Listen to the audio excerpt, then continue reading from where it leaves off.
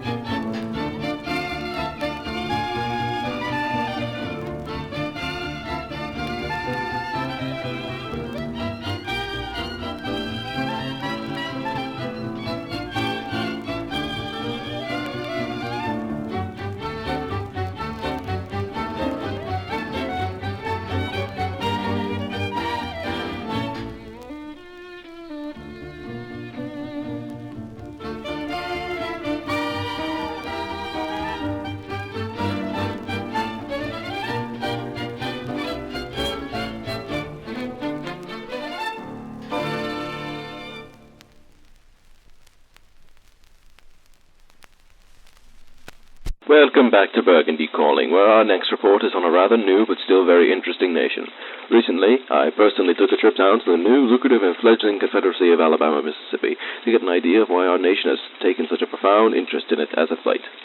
Upon entry, I was dazed with the patriotic fervor that so blatantly filled the aura around the place. I decided that I would interview some figures there of keen interest and importance within the new nation. I first got in contact with an individual known as PD-0708, chairman of the Southern Preservation League, a group of nationalists founded in 1948. I would like to take a moment to describe their very distinct outward appearance, with an outfit consisting of formal wear with a black tabard worn over it that goes down to the belly, featuring a large Red Cross suit into it, as well as a white armband and a jet black beret sporting their logo. Trucks at their compound were adorned with banners that sported the flag, as well as the phrase, "Protect your race." My conversation with PD went as follows.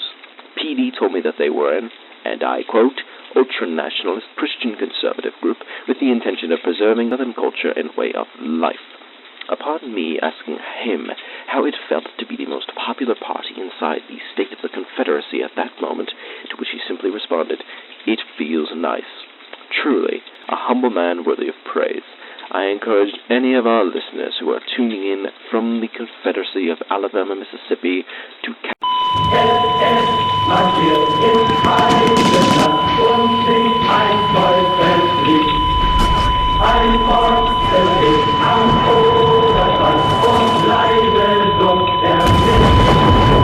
Wir pfeifen nach unten und oben, und uns kann die ganze Welt verfluchen oder auch loben, grad wie es ihr wohl gefällt.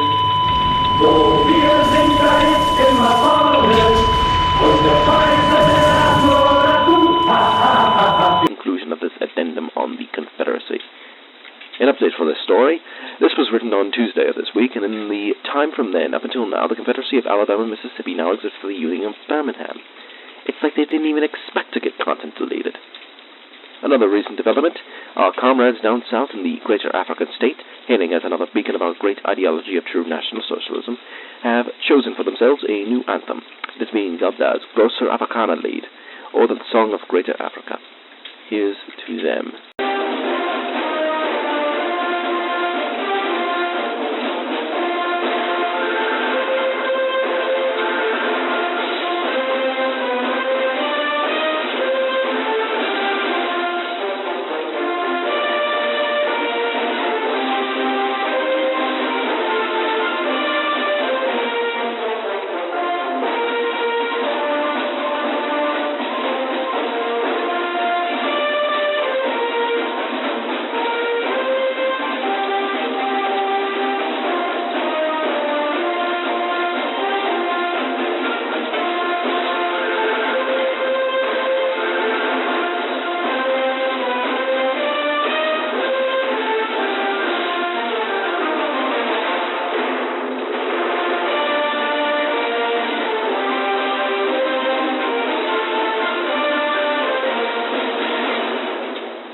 Hello and welcome back to Burgundy Calling. On Monday of this week, a small force of French Bolshevik rabble-rousers and anarchists attempted to mount an attack on a Burgundian security installation in an attempt to drive out the garrison and take over the installation to proclaim a degenerate French state. Pushing forward in the mountains with an immediate attack to the front of the fortress, armed with nothing but makeshift weaponry, reportedly even some weapons of theirs were made out of nothing more than cardboard. They were quickly driven off with superior Burgundian manpower and machine gun fire. Later in the day, they attempted to break a hole through the immediate front of the fortress, only to meet the same result. The last remaining attackers capitulated and were captured. They faced charges of treason, insurrection, and attempted murder of security personnel. Their trial is to be scheduled shortly. That has been the weekly news. I'm Carippery, and you have been listening to Burgundy Calling. Thank you for listening. Hail our people. Hail Burgundy. Goodbye.